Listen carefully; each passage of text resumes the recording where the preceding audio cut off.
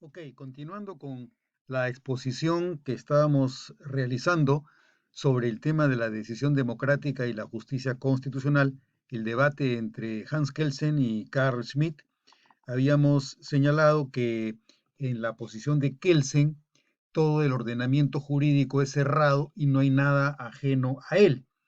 Dentro de este planteamiento habíamos señalado también cuáles eran los pilares de su concepto de democracia y cómo a partir del respeto al derecho de las minorías era que cabía que éstas acudieran al Tribunal Constitucional para que se respeten los principios democráticos. El sentido de la finalidad de la Constitución para Kelsen es, eh, es objeto de discernimiento por la justicia constitucional. Es la justicia constitucional la que define el contenido de los preceptos que el propio texto de la ley fundamental recoge. El Tribunal Constitucional, al que en el derecho austríaco y alemán se le conoce como el Verfassungsgerichtshof, decide los sentidos concretos de la Constitución y también lo que puede ser objeto de su competencia para deslindar la corrección y validez sobre los usos constitucionales del poder. Esta atribución que le reconoce Kelsen al Tribunal Constitucional, a diferencia de lo que va a ocurrir con el neoconstitucionalismo, habilita al Tribunal Constitucional para que actúe como legislador negativo. Esto quiere decir que el tribunal podrá determinar qué es una ley no constitucional, pero no podrá crear normas de manera implícita, a diferencia de lo que decía también Guastini en su trabajo sobre las condiciones de la constitucionalización del ordenamiento jurídico con un concepto constitucional invasivo, pervasivo, eh, eh, expansivo. Entonces, frente a este concepto es que Kelsen no será tan audaz y más bien afirmará que el Tribunal Constitucional tiene una competencia restringida. Llega a la norma constitucional y decide si la ley que se ha impugnado es o no acorde a la Constitución, pero no puede decir qué es lo que debe decir la norma. Esa es una atribución, de acuerdo a Kelsen, que le corresponde exclusivamente al legislador y no le corresponde a la judicatura. El Tribunal Constitucional tiene competencia para decidir su propia competencia, pero no tiene competencia para decir qué es norma. La tarea de dar contenidos concretos a valores ambiguos y a principios abstractos a cargo del juez constitucional puede exceder en algún caso las posibilidades que le corresponde cumplir como parte de su competencia, pero en ningún caso ese alcance supondrá la actuación como legislador positivo, que es a lo que llega el neoconstitucionalismo ya referido por Guastini. En esta diapositiva podemos apreciar cuál es el concepto que mantiene Kelsen en relación con otros teóricos del derecho. Veamos que en esta tabla de doble entrada se puede comparar las diferentes posiciones respecto a la relación entre derecho y moral o entre derecho y hechos. Mientras que para el naturalismo, por ejemplo, derecho y moral son inseparables, para el positivismo kelseniano y otros no exactamente kelsenianos, pero igual positivos, sí son separables totalmente derecho y moral, y por lo tanto cabe que se analice el derecho independientemente de la moral. Ojo que al hacer esta comparación advertiremos posteriormente que en la escuela del neoconstitucionalismo se afirmará que la constitución debe ser leída de acuerdo a criterios morales o a criterios políticos por el juez. Por lo tanto, hay una afinidad entre el neoconstitucionalismo y las teorías naturalistas, porque en ambos casos se entenderá que hay inseparabilidad. se le da la categoría de valor moral a las libertades fundamentales, se le da la categoría de valor político a los principios y a los valores contenidos en la axiología constitucional, y a partir de esa axiología y de lo que el juez entienda que significa un valor político moral a partir del desarrollo que haga de los valores y de los principios constitucionales, de eso dependerá que el juez cree derecho como si fuera el legislador. Y en el plano de la comparación entre derecho y hechos, podemos notar cómo el positivismo kelseniano tiene algunas vertientes que son diferentes y que no se cierran solamente en el derecho. Eso es lo que hemos estado revisando, que para Kelsen, en su teoría pura del derecho, no hay nada sino derecho, no hay nada, no hay ningún otro factor que pueda contaminar el derecho. El derecho es un derecho químicamente puro. Por eso, para Kelsen, eh, se afirmará que se deben separar el derecho y los hechos. Eso es a lo que se le puede llamar la tesis de la normatividad, de acuerdo al autor cuyo cuadro reproduzco, que es Stanley Paulson, un autor que escribe este trabajo sobre el normativismo continental y su contraparte británico. En este caso es la comparación entre Kelsen y Hart.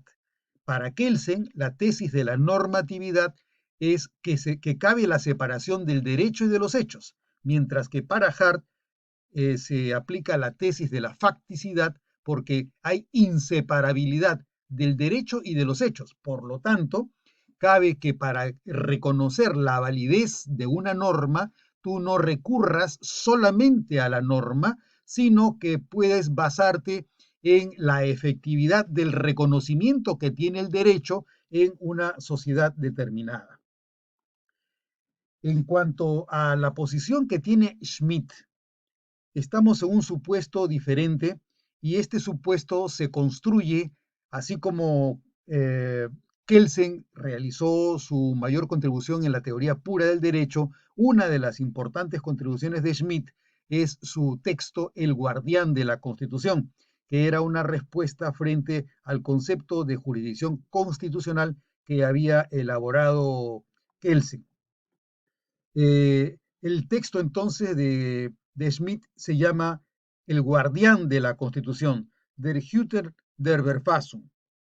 Para Schmitt, la razón de ser de la Constitución es la decisión sobre la orientación de la organización política y la conducción del sentido de la coexistencia de la comunidad. Para Schmitt, el derecho no se funda a sí mismo. La norma fundamental de Kelsen no es derecho, sino un hecho. El hecho inconfundible que resulta de la decisión de un sujeto que es el soberano que la aprueba. Recordemos que para Kelsen el concepto de soberanía es totalmente ajeno, no existe, porque el derecho se basta a sí mismo. Mientras que para Schmitt hay que hacer ese distingo, porque para Schmitt sí existe un sujeto, sí existe un factor ajeno al derecho. El soberano es el que tiene la potestad de decidir qué es el derecho. Por lo tanto, quien quiera que sea el soberano es el que puede definir qué es la Constitución. No lo puede hacer el juez, que es el operador para Kelsen de lo que signifique la Constitución. Para Schmitt, el soberano será el que toma la decisión sobre lo que es la Constitución y cómo es que coexistimos en una comunidad política. Lo central para Schmitt es quién decide qué es derecho y qué es actuar conforme a ese derecho. Para preservar la sustancia y el contenido material de la Constitución, debe reconocerse que la defensa de esta es una función no jurídica ni jurisdiccional, sino política, porque lo que constituye eh, es lo que decide, que tiene carácter constitutivo, y quien decide tiene la capacidad y el poder de actuar como soberano. Entonces, mientras que el juez se limita a comprobar que los hechos de un caso concreto se subsumen o no se subsumen en los supuestos contenidos en la norma, según la regla que define su obligación de subsumir, este este juez no puede ser el soberano porque él es un operador que se debe limitar a encontrar la logicidad de la relación entre el derecho y los hechos. Cualquier extralimitación con la función de aplicación de la norma equivale a la incursión en atribuciones o legislativas o políticas, pero en cualquier caso ajenas a la tarea, a la responsabilidad y a la misión eminentemente jurisdiccional que tiene el juez. El juez carece de legitimidad política para decidir sobre el contenido de la Constitución porque incursionar en esa materia equivale a la usurpación de poder del poder constituyente, que es el titular de la soberanía. La discrecionalidad del juez constitucional lo deja en libertad para calificar la regularidad de los hechos, pero no le da libertad para que interprete los principios o los valores, eh, eh, dándoles una capacidad normativa de la que carece el propio juez. En la diapositiva que tenemos delante, podemos comparar los conceptos de Kelsen y de Schmidt en relación con el tema de la justicia constitucional. Para Kelsen, a partir de su teoría pura del derecho, el derecho es un sistema independiente, separado de valores y del mundo empírico. ¿Qué dice Schmidt sobre esa teoría de Kelsen? Schmidt dirá que esas son toscas abstracciones que encubren la politización de la justicia. Eso es lo que afirma Schmidt en su libro o ensayo El guardián de la Constitución. Para Kelsen, la supremacía de la Constitución se define como que el orden normativo se funda y deduce de la validez de la Constitución. Pero para Schmidt, este concepto de supremacía de la Constitución es una construcción abstracta y se trata de una antropomorfización alegórica de la norma. Se asume que la norma es antropomorfizable, es una alegoría. La Constitución no puede tener supremacía ni puede tener jerarquía. Los que tienen jerarquía o supremacía pueden ser los hombres, pero las normas y la Constitución no puede valer ni más ni menos que cualquier otra norma. Igual, sobre la jerarquía normativa, dirá Kelsen que la Constitución está en el ápice de la pirámide normativa. ¿A qué le llama esto Schmidt? Schmidt le dice que, que la pirámide normativa es una metáfora fantasiosa de Kelsen. Sobre la justicia constitucional, Kelsen afirma que es una actividad jurisdiccional, pero Schmidt responde que es justicia discrecional y política. ¿Por qué? Porque le da la atribución al juez para definir más que lo que representa la subsunción cuando debe interpretar la Constitución. Sobre el principio de subsunción y aplicación del derecho, Kelsen distingue entre creación y aplicación del derecho. Y Schmidt señala que el Tribunal Constitucional no aplica, sino crea el derecho si no se limita a subsumir. Entonces, Schmidt critica las posiciones de Kelsen cuando Kelsen permite que el juez constitucional interprete la Constitución y vaya mucho más allá de la subsunción de los hechos en el derecho. Sobre la cuestión de la separación de poderes, dice Kelsen que el Tribunal Constitucional frena la concentración y mejora el principio de separación y equilibrio entre poderes.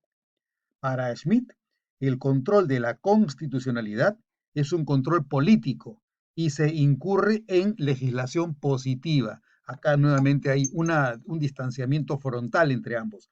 Finalmente, para Kelsen, el guardián de la Constitución es el Tribunal Constitucional que tiene competencia sobre su propia competencia, mientras que para Schmidt el presidente de la República del Reich es imparcial y por lo tanto en esa competencia que está más allá de las disputas entre partidos políticos, resulta que lo pone encima de cualquier otro poder. El Tribunal Constitucional, por oposición, no es soberano.